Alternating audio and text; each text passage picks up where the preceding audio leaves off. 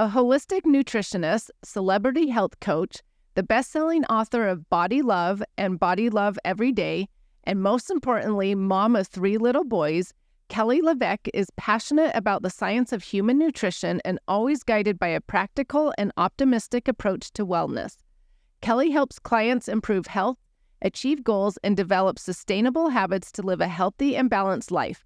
Kelly is a regular contributor to numerous health, wellness, and lifestyle publications.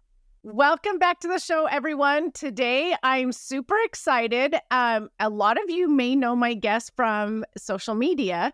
It is Kelly Leveque, and I actually was on her podcast the other day, and now she's on my podcast, and we are both 2 moms trying to teach others about healthy living and run businesses. And so I'm really excited to talk to you today. So thank you, Kelly, for being here, and welcome. Oh, thanks for having me. I love and I'm a big fan of everything that you do, just distilling down the information for your audience. So I'm happy to provide any support I can here on the podcast. Well, thank you.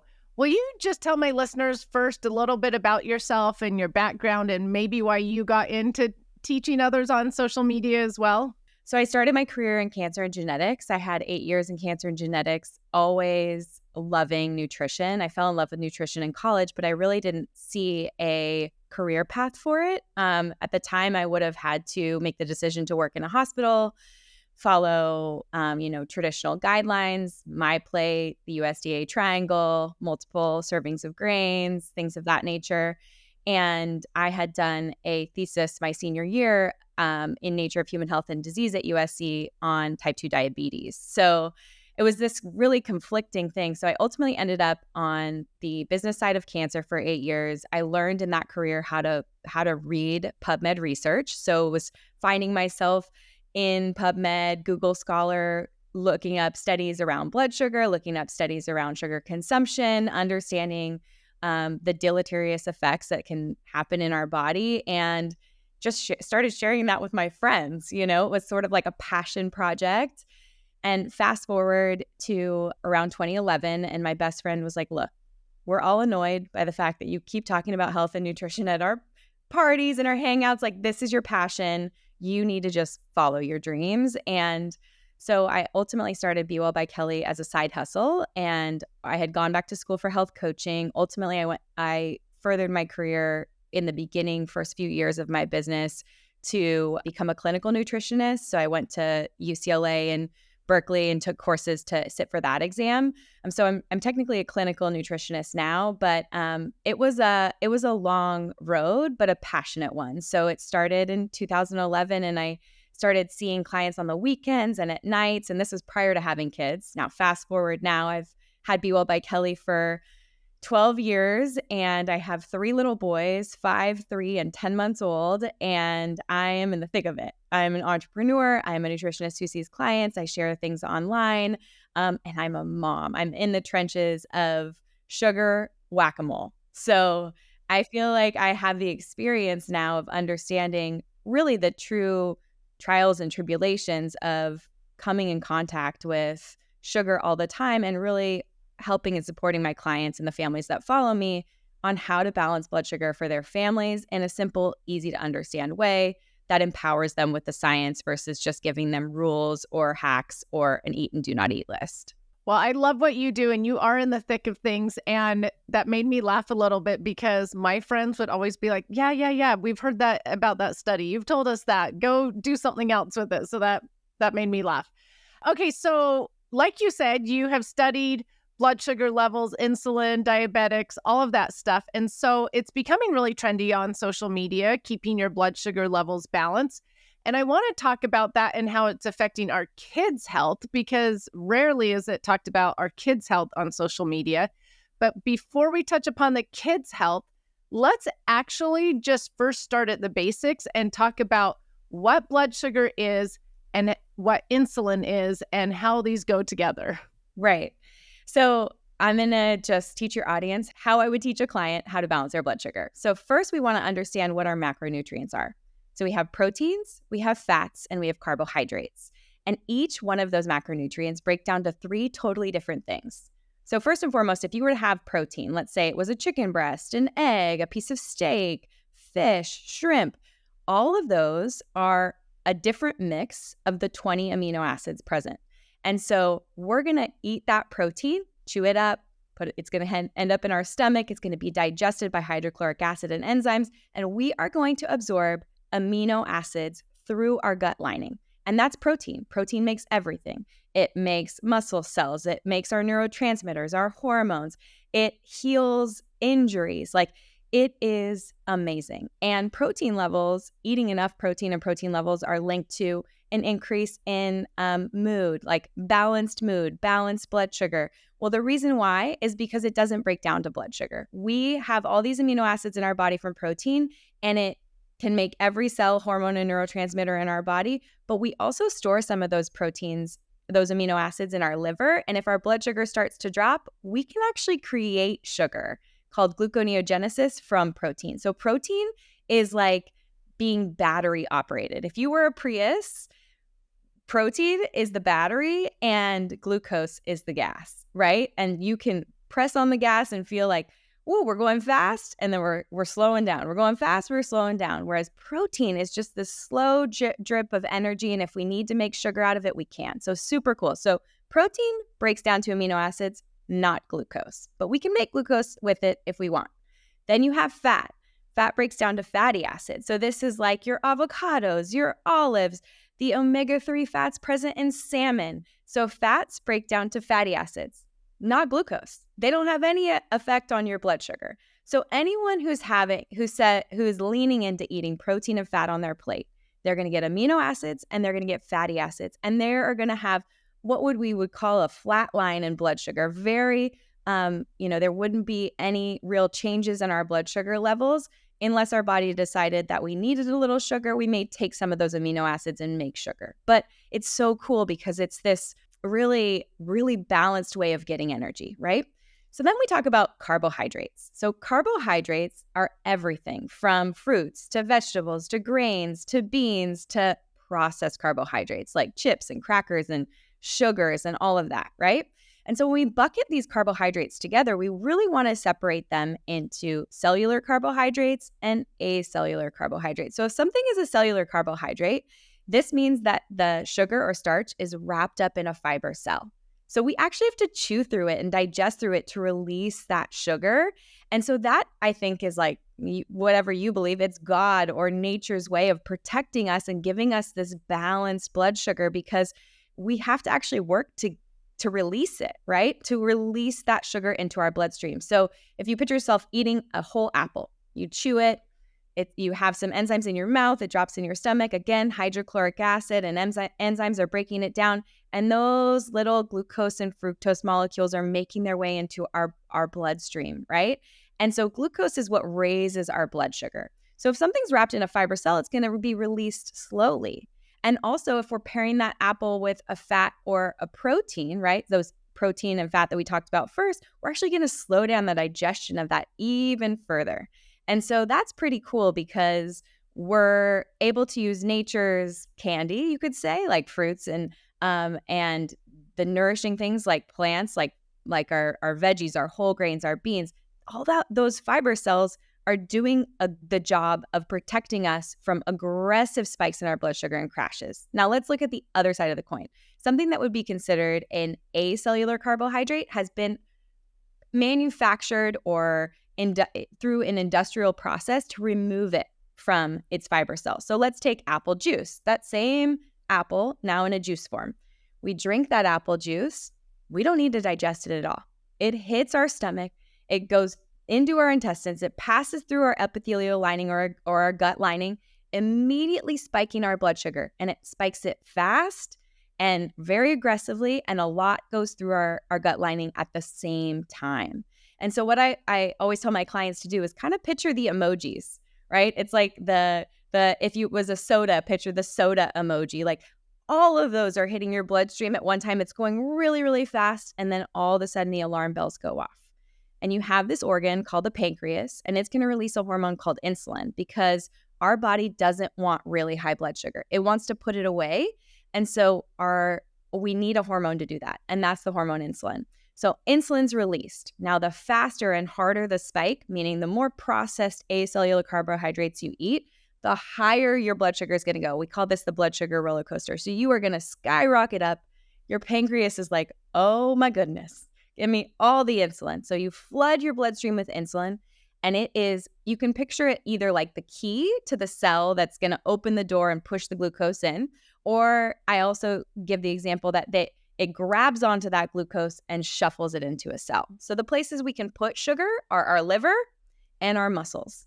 Now, if our liver is full and our muscles are full, it's going to do this job of taking that sugar and converting it to a triglyceride or a fat, which ultimately will elevate triglycerides and elevate cholesterol, because cholesterol is a particle in which triglycerides ride around in our bloodstream. So what we see is that most people are eating these processed carbohydrates. Their blood sugar is going up really fast and really quickly. Their insulin's flooding their bloodstream, and then it's quickly trying to pull that out of our bloodstream, and it's going to shove it in our liver, try to shove it in our muscles.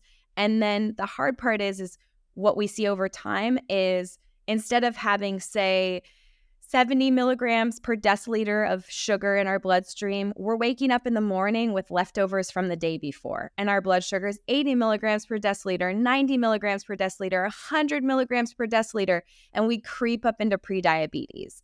And what's so hard for me as a clinical nutritionist working with clients is I can get a client whose fasting blood sugar is, say, 95 or 99, and they're not technically at this place of prediabetes or diabetes, but it's not just an on or off switch. It's a sliding scale. So their body is dealing with aggressive or excessive amounts of blood sugar, and they're not being able to put it all away, like the choices they've made from the day before.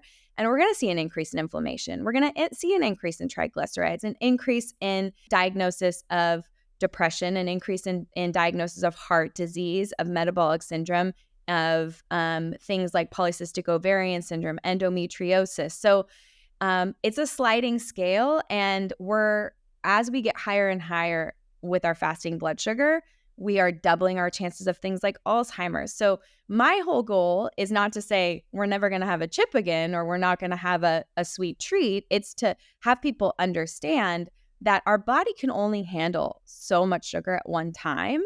And if we can make choices that are more cellular, that are more whole foods, and then when we make the choice to have a processed carbohydrate like a chip or a tortilla, we're opting for things that have less carbohydrate density overall. So a great example would be a big flour tortilla on average has about 100 carbohydrates versus a siete tortilla, which you might be able to get 2 for 14 carbohydrates. So we can make these swaps without feeling like we're depriving ourselves or our children and supporting their blood sugar. Because if you think about 14 grams of carbohydrates versus 100, just picture 14 little tortillas, emojis entering your bloodstream that need to be put away somewhere versus 100.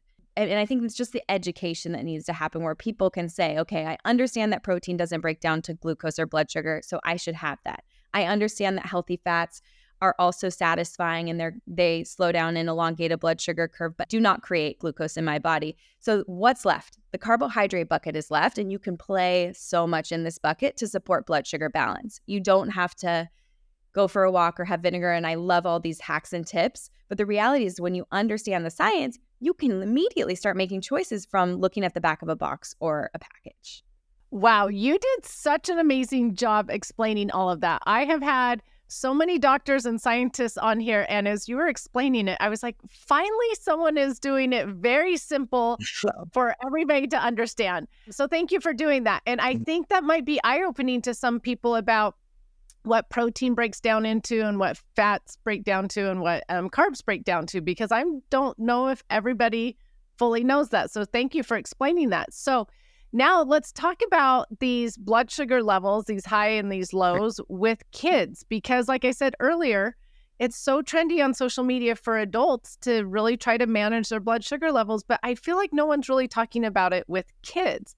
And so it's obviously affecting kids as well. So maybe like, what are some of the symptoms that parents might recognize if their child is having a roller coaster of blood sugar levels, like you said? Right.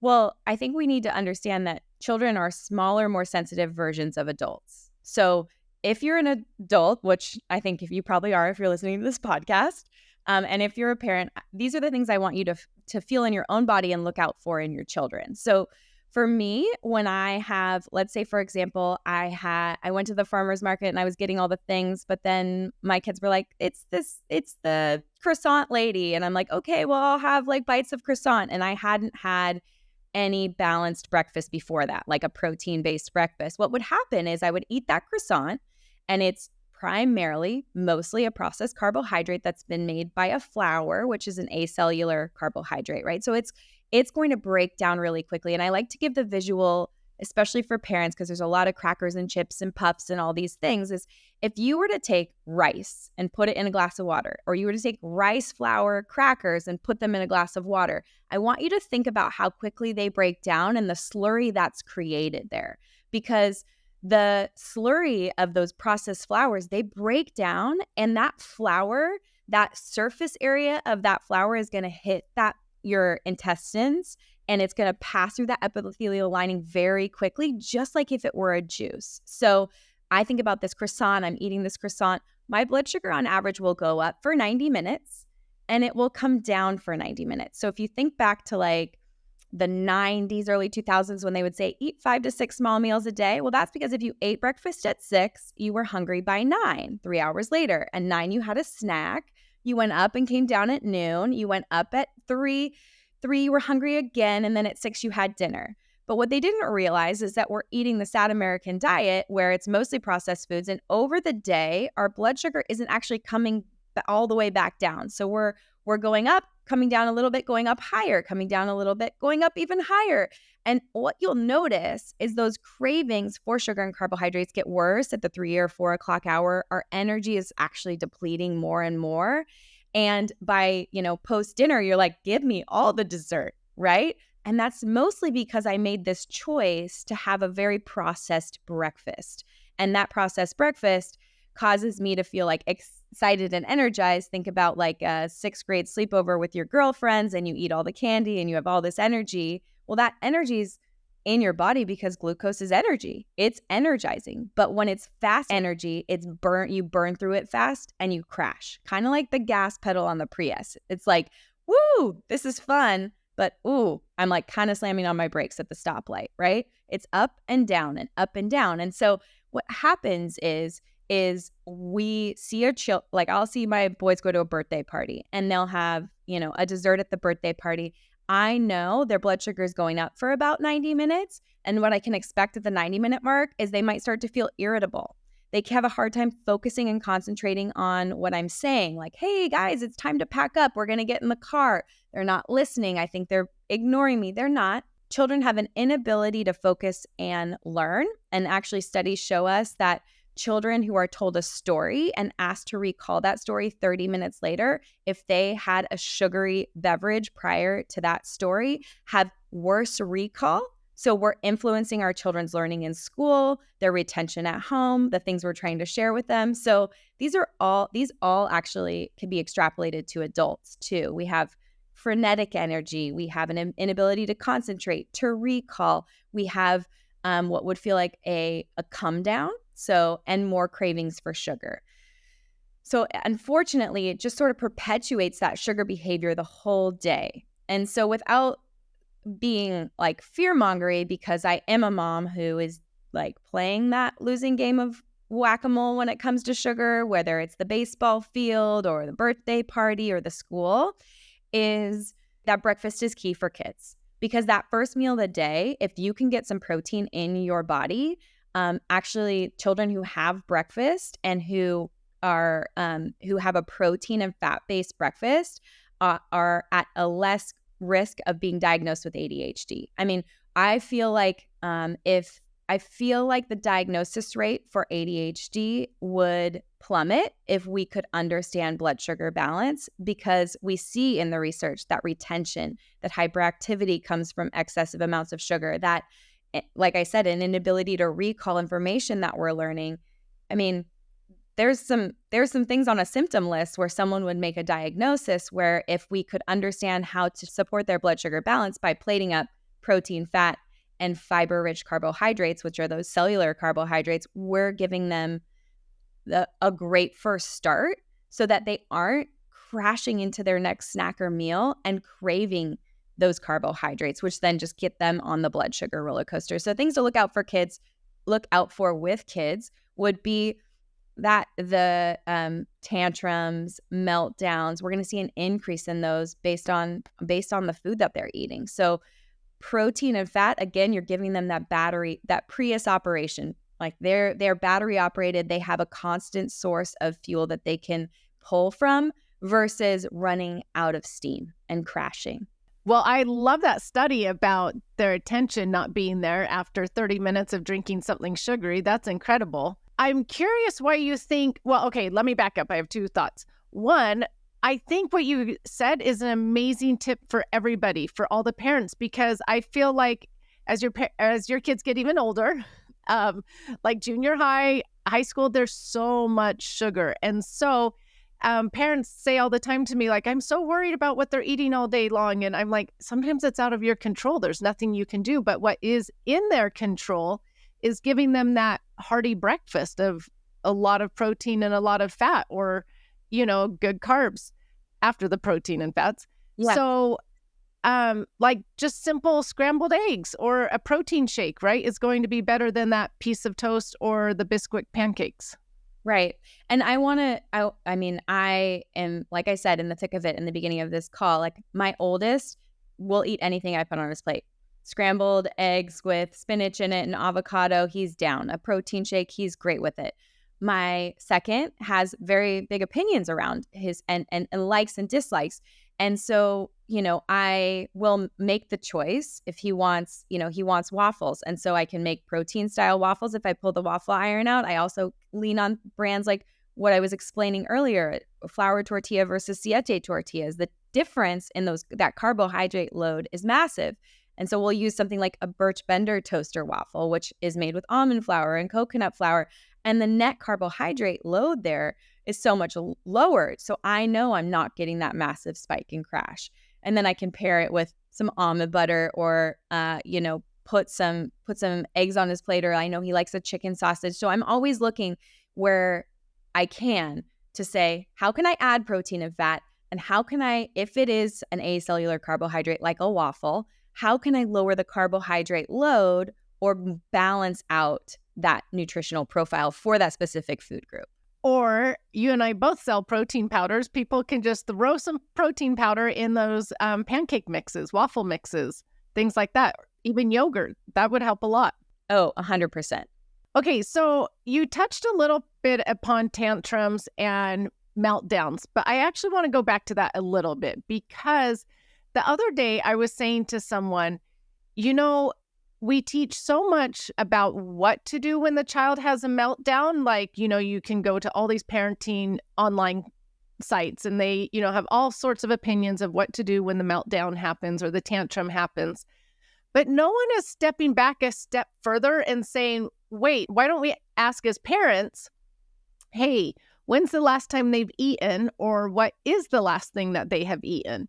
And I said that to someone, and the parent was like, that has nothing to do with it. We need to learn how to deal with the actual tantrum. And I was like, wow, do we still think that? I don't know. Maybe parents do. And so let's talk about that. Why should we ask the parent, when is the last time they've eaten, and what was the last thing they've eaten?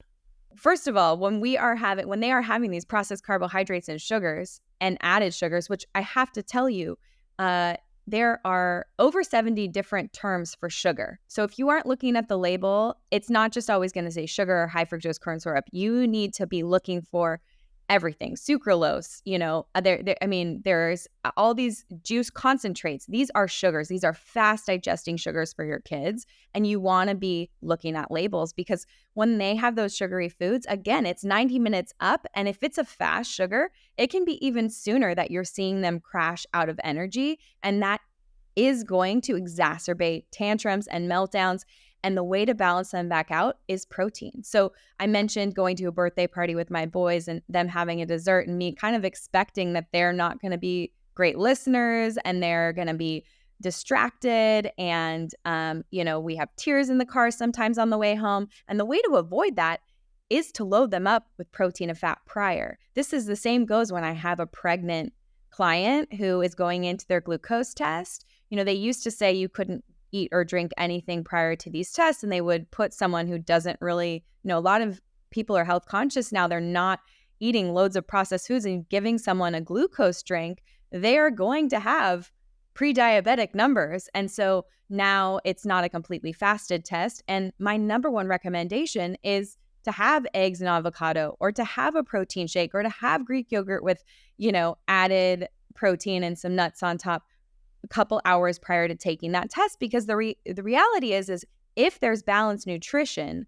of amino acids and fatty acids prior to a processed carbohydrate, it blunts our body's spike and crash. And so you can easily say, hey, we're headed to a birthday party. Let's have a little protein before we go. Here's some sliced chicken from last night. Or you plan it accordingly where your children have had something nourishing. They're so excited when they get to these events, and they don't sit down and eat the food. And if it is, most birthday parties are having pizza for the food, or the meal, and then a sugar on top of it, and that is a double spike. So when you see that, it's like pizza is a processed carbohydrate that's mostly breaking down to sugar in your bloodstream. So you picture that as one spike. And then the added cupcake is a second. They are at Mount Everest. They are at the very tippy top. They are going to come sliding and crashing back down. And so the best thing that you can do is ask that question and really relate it back to food. I think even my mom, who didn't have a lot of nutrition information, whenever I was having a meltdown, was checking in with me like, when did you eat last? Is she hungry? I think that was really a lot more prevalent when I was growing up than it is today, because we are focused on being responsive parents who, make sure I see that you're upset. I would be upset if that happened too. And, seeing and making sure our kids are seen and then loved on, and there's a space for their expression of whatever feeling they're feeling. I think all of that is so important. But even just the other day, I know that Sebastian was having a meltdown based on sugar. He went to his baseball game. I mean, they run maybe one base at 5 years old. He's like barely getting on base. And then the treat afterward was one of those candy necklaces. Everyone has a candy necklace. In my head, I'm like, I know there's dyes. I know it's okay. His body is amazing. He can process this. It's fine. We're going to go home. And it wasn't even an hour later. And he's a very pretty emotionally stable kid. And were a lot of tears. And I checked in with Chris, my husband, and I was like, you guys left for the game, an hour. He's the coach. My husband's the coach. He likes to get there early. I'm like, you were at least an hour and a half out, since he hasn't had food in over 3 hours, and he just had this candy necklace, and now we have tears. Like, we need to get them some food. And so the first move that I make is, let's get him some protein. Let's calm his body. And then also let's distract him, because we can get in this place where we're being present for their emotions. They can be seen and heard, but there's also a point where you have to say, like, they're not capable of dealing with this right now. Let's get them some food. Let's joke around. Let's move on. Right. Well, and I should say that I was not knocking on addressing their emotions and, saying, I hear you, I see it. I would feel that way too. I'm just saying there is another component to it of what have you eaten and when have you last eaten. So thank you for explaining that. And, I look back as a parent, and I've got a 24-year-old and a 10-year-old. My 24-year-old, I knew nothing about nutrition. And when he had a tantrum, I sent him to timeout or to his room or something like that. Now, when my 10-year-old has a tantrum, which at 10 they still do, our first thing is, okay, when was the last time you've eaten? Gluten can cause issues for her. So I have to ask, did you eat something with gluten? And let's get you some protein. You always feel better with some protein. So it is a switch that I hope that maybe some parent out there is listening to this and thinking, oh, okay, yeah, I do send mine to timeout or something. I need to switch that and ask what they've eaten. Let's take a quick break to hear from our show sponsor. Spring is the perfect time to jump into your annual deep cleaning. But many of the products on the market we use to clean our homes include ingredients that can contribute to chronic respiratory problems, headaches, and allergic reactions. That's why I use Branch Basics. Free of endocrine disruptors and harmful preservatives, it's safe for the whole family, even your pets. If you suffer from eczema, allergies, or asthma, or just want a great non-toxic option, make the switch to Branch Basics. Their premium starter kit provides you with everything you need to replace all of your toxic cleaning products and laundry detergent in your home. Plus, once you run out, the only thing you need to repurchase is the concentrate and oxygen boost. Save 15% on your starter kit or hand soap with code JUSTINGREDIENTS15. That's JUSTINGREDIENTS15 at branchbasics.com. Now back to the show. You talked about snacks. Let's talk about snacks for a little bit, because I just see so many kids with snacks, and the snacks are always like a juice box and goldfish crackers. This isn't doing them any good, correct? I mean, everything from their oral microbiome to their blood sugar balance, right? We know that these processed flours, not only are they chewing them and they're getting stuck in their teeth, that's changing the pH levels in their mouth, that's increasing the chances they're going to get cavities, and all of that flour is then making its way into their system, spiking their blood sugar and doing it in a very quick matter, you know? And like I said, it's shocking, but over 80% of toddler foods have added sugars. So not only, I mean, I just saw a snack food that was coined healthy, and a lot of times when you can coin something healthy by saying like it's gluten-free, it's dairy-free, right? It was these little like pizza dippers, sort of like trying to be a healthy new Lunchable, where it was looked like a breadstick into the marinara. And I'm like, okay, breadstick marinara. And the reality is I turned it around and it's got 6 grams of sugar in it. And I'm like, this is not marinara. This is like a sugary ketchup fructose sauce and like gluten sticks. And it's a double spike, right? So it's like the spike of the breadsticks and the spike of the sauce. There's no protein that's going to hold their body down, no fat that's going to make them feel full. And I do want to touch on the fact that like a snack is meant to calm someone's hunger.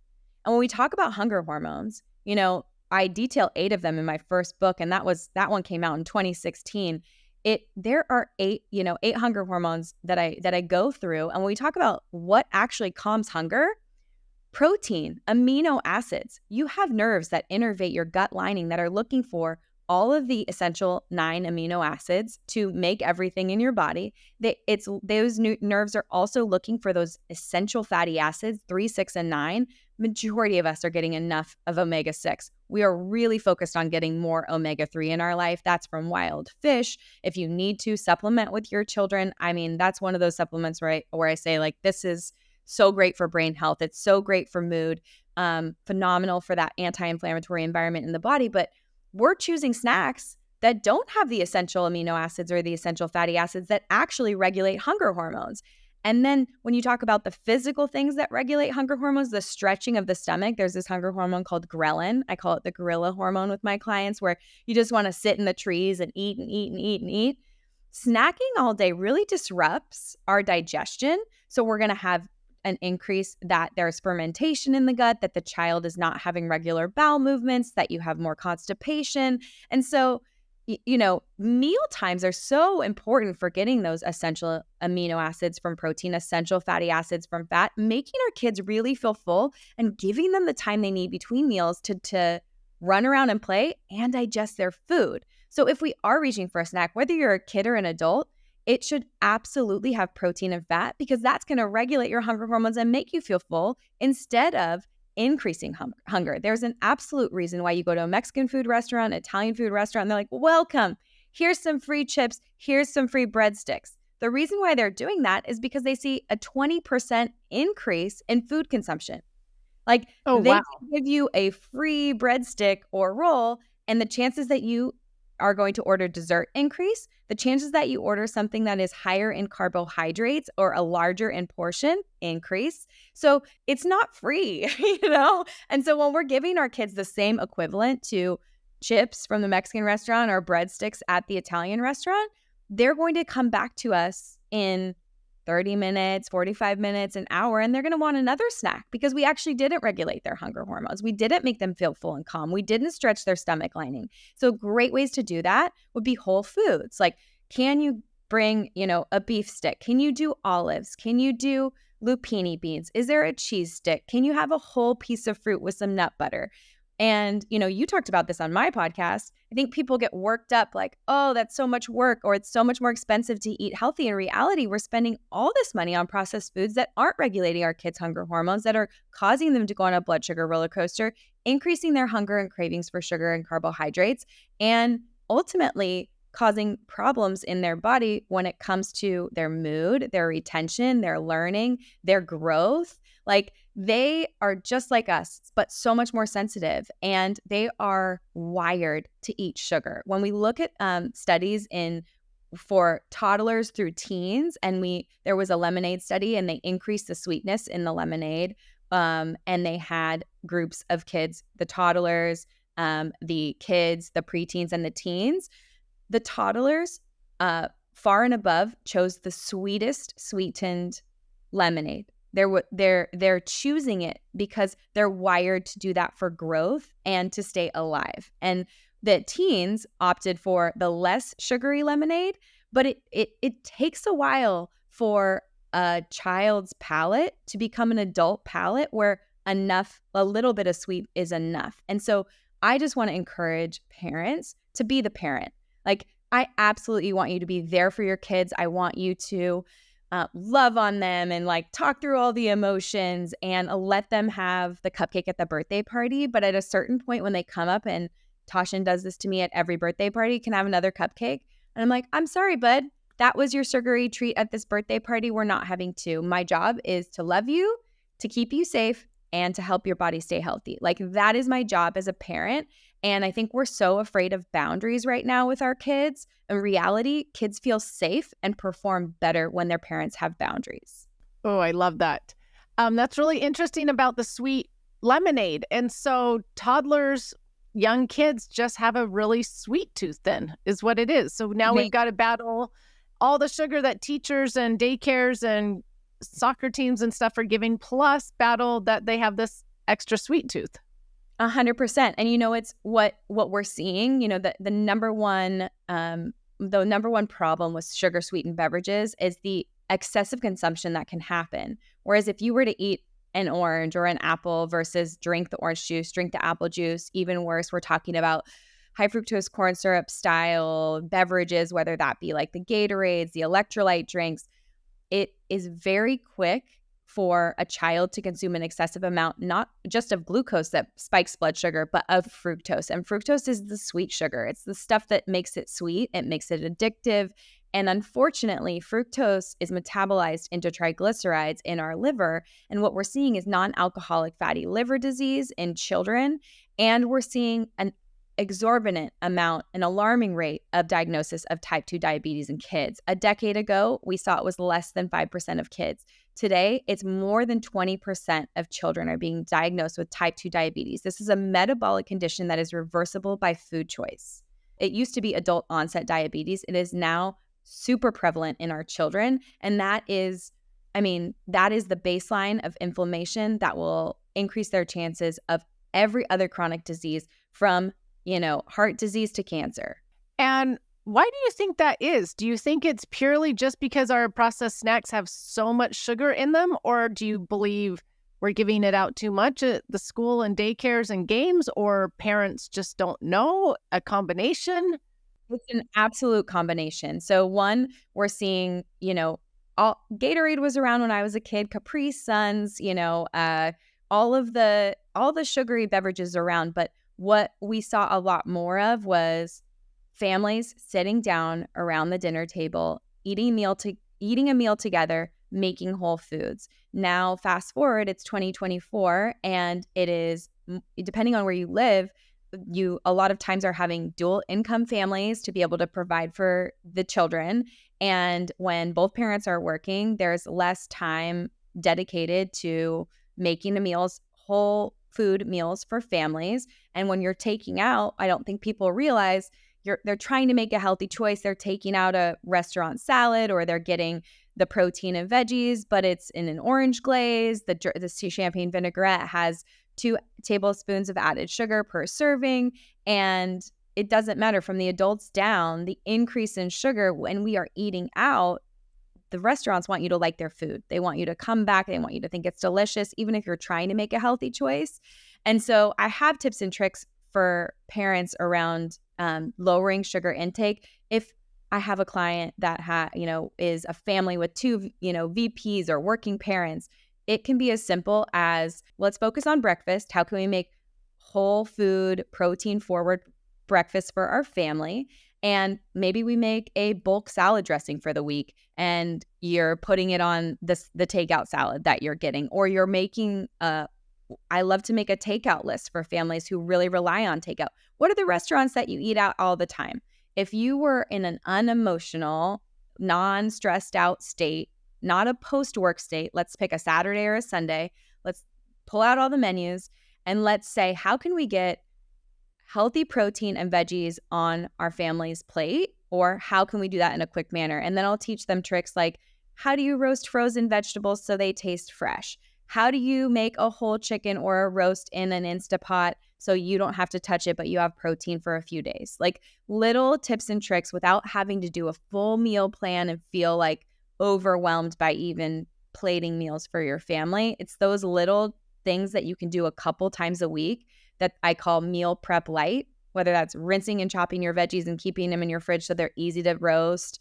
That can be the difference between takeout and making something at home. Yeah, I love those tips. And we, like you said, we're a society where we're super busy with a lot of people working. And so I love little tips like that. And I think it's okay for people to realize, like, have breakfast for dinner, scramble some eggs and throw some spinach in there, or make a green smoothie with that. And it's simple and easy and takes 10, 15 minutes. But you just, fed your child a nourishing meal that is better than the fast food that you're talking about. Or it can be as easy as there are good canned marinara sauces out there. Have some gluten-free noodles, throw, some beef on there, and it took you 10 minutes, and it's really simple, but it's okay. We don't have to be stressed out to always prepare this like perfect meal that has, 10 veggies in it and looks like it's from Pinterest.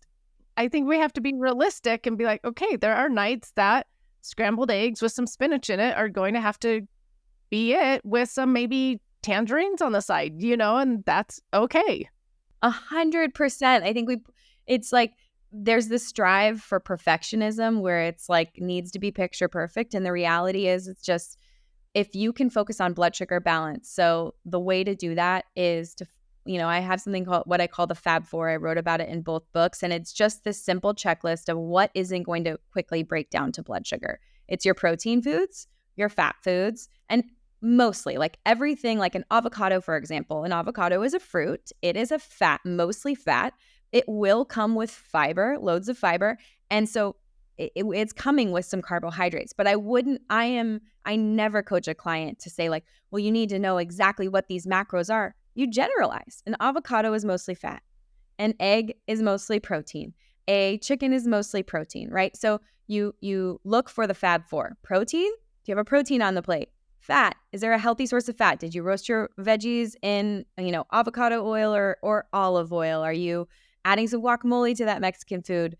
So protein, fat, fiber, and leafy greens or vegetables deep in color. So when it comes to fiber, I'm like, okay, it's a whole food. Is there a vegetable on the plate? Is there a fruit on the plate? The fiber and greens piece is like, where is the plant and where is the color? And then you can say, okay, when I have that base, then I can think, all right, now let's think about the carbohydrates. Am I adding roasted potatoes to that meal? Am I adding rice to that meal? Am I adding gluten-free noodles to that meal, right? And how am I making the choice to say like have lentil pasta instead of white enriched flour pasta? Because that's going to have fiber and protein and a lower effect on blood sugar. So not to simplify it so much, but I think we get really worked up that it is going to be really hard to understand. In reality, if you're eating whole foods and you can generally say that's protein, that's fat, that's a carbohydrate, you can look at your plate for balance. Because I'll just count. Like a lot of times I'll sit down with a client and they'll be like, yeah, so I don't know what's wrong. There's a lot of energy. We're getting in trouble at school and we'll focus on blood sugar. I'll say, oh, great. What does he have for breakfast?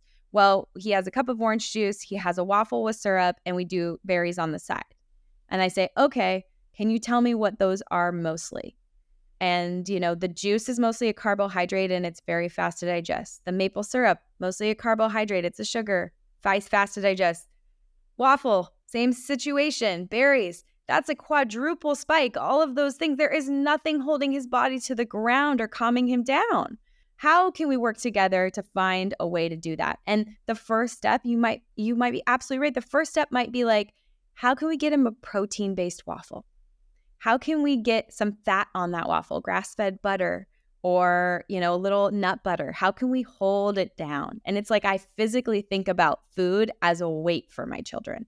Weight to calm their body, weight to pull them out of a tantrum, weight to make them feel like their feet are on the ground and they've got this life handled. Like if you have ever not eaten, fasted, had mostly carbohydrates, started your day with sugar or too much caffeine as an adult, that frenetic energy and it is in your body. Your fuse for your children is shorter. Your ability to manage stressful situations at work is less. Like food influences all of us, and no matter what age we're at, and making the choice. Like there's lots of nutritionists and dietitians out there that will tell you, you just do this and you just eat that. Like I grew up on bagel bites, taquitos, like pink and white frosted animal crackers. There's this awesome fermented sourdough company, Bread Artesian, here where I live, and they triple ferment their sourdough. They breaks down the gluten. And I had coffee. We were kind of late to get everybody out the door this morning, and I rolled back from pickup before this podcast. I'm a little bit excited. I'm a little bit nervous. I hadn't eaten, and I opened the fridge and I see that sourdough, and I'm like, I just want a piece of sourdough toast. There is a major hit of dopamine when we're eating any type of processed carbohydrates, even if it's like the triple fermented sourdough. And I went, you have a podcast. You need to have, you already have coming with this energy. It just takes 1 second to go, is that the right choice? And I made scrambled eggs and avocado and had some electrolytes and some water. And I really wanted a second cup of coffee, but wow. Could you imagine me on this podcast right now if I had a second cup of coffee? Like food is so influences how we show up. And, I may decide to have that sourdough toast with some garlic on it and some pasta tonight with my kids. But right now it wasn't. And before this podcast, it wasn't what my body needed to show up the rest of the day. Because what I would have done is got off this podcast in a crash mode, because my brain is using all the glucose that it has right now to show up here and to function. I'm going to have a crash after this. And people don't even realize the things that influence blood sugar that have nothing to do with food.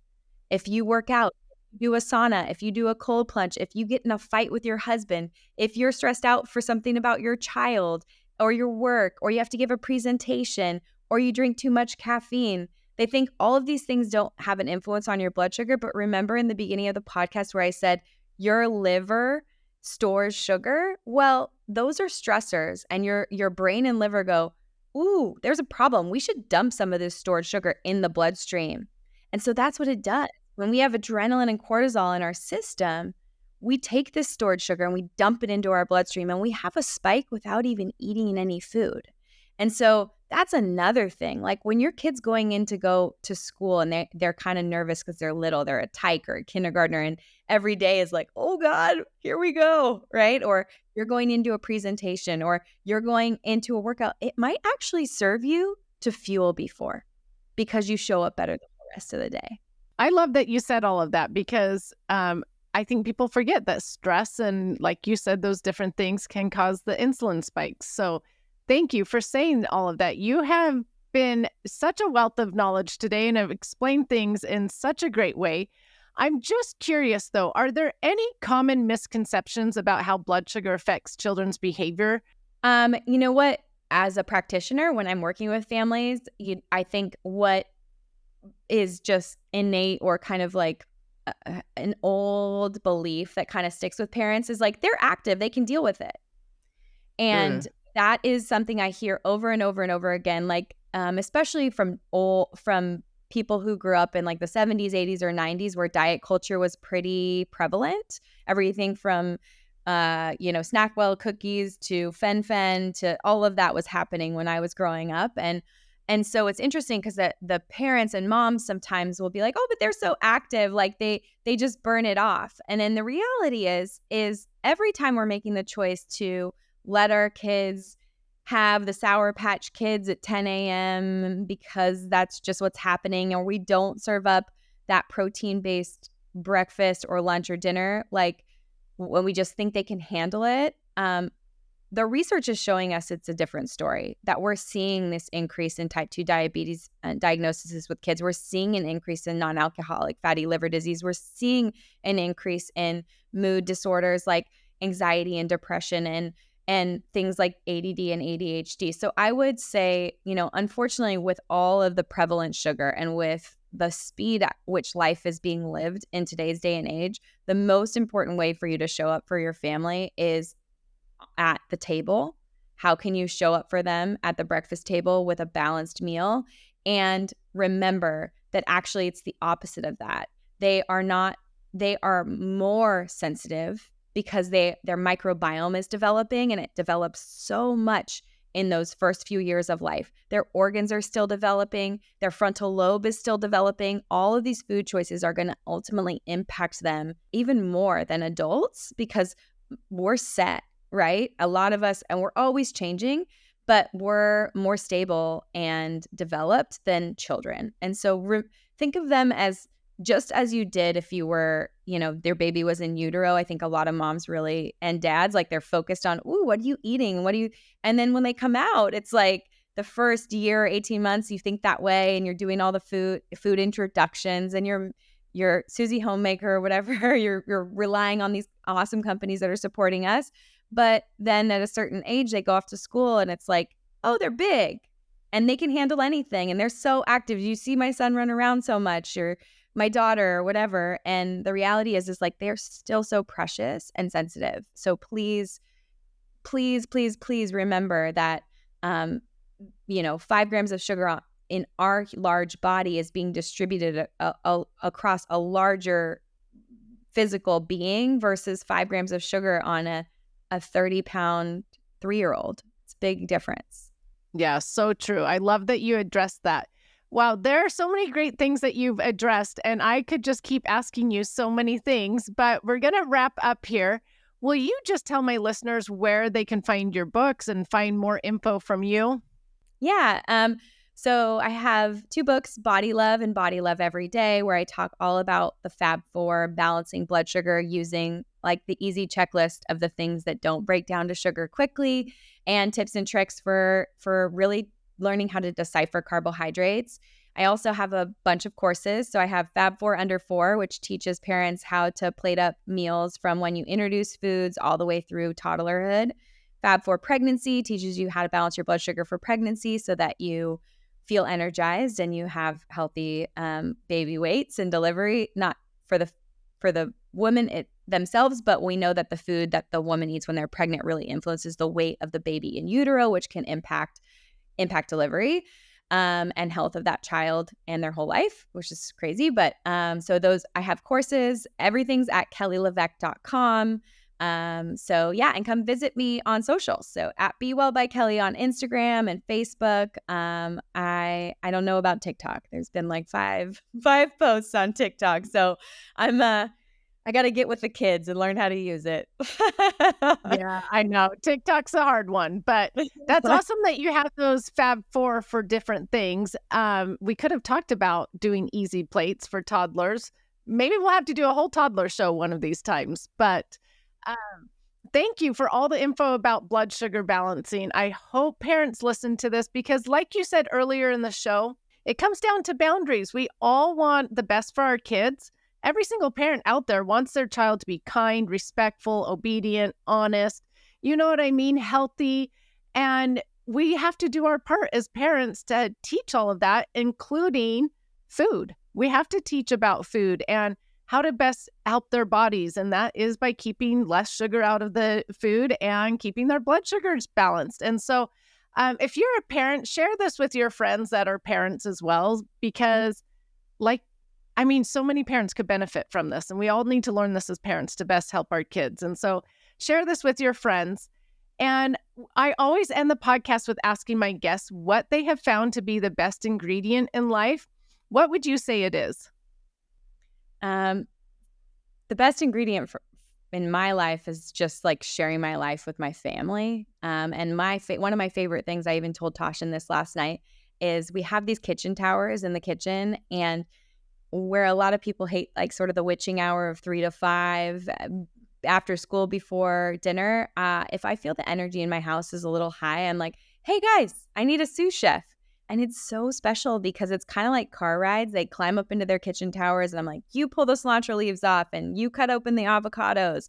And they are trying those foods, experiencing those foods, and we're chatting about what dinner will be or how the day went. And as the working parent in my house and someone who spends a lot of time working for my family, like I tend to have some guilt around that. And I really miss my boys. And it's a time in my life where I feel like a really good mom. And that's not all day, every day, but that in those moments, I like kind of pinch myself that this is such a special way to connect with them and build our relationship together and talk about the day and be there for one another and share something that's really important to me. So say that if you are trying to to have more special time with your children or to even get them to eat healthier, like modeling exposure, that independence that happens, like get them up in a kitchen tower. It's like the best investment, and it's a really special, it's like I will remember those moments forever. I love that. It's just dedicated time that you're spending with your kids, and you're being intentional about it. And so I love that. We don't have the time all day long to be with our kids. I mean, no parent really does out there. And so finding that intentional time that means something, I think, is really important. And in fact, I was getting my energy read the other day, and they said, oh, you recover and you get your best recovery of energy when you spend time with your kids, and it's being in your home that gives that to you. And I was like, yes, that is so true. Like that is just after, like a long day or a hard day and hard things. Like I love to just be in my home and be with my kids. And that is what gives me my, recovery of energy again. And so I love that you shared that as well. And like I said earlier, thank you so much for being on the show. We have learned so much in such a simple, doable, easy way. And I really appreciate you taking the time being here. So thank you. Oh, it was really fun. It was really, really fun. Thanks for having me.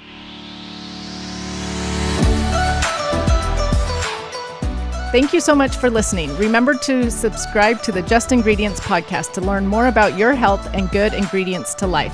Plus, get daily tips at just.ingredients on Instagram.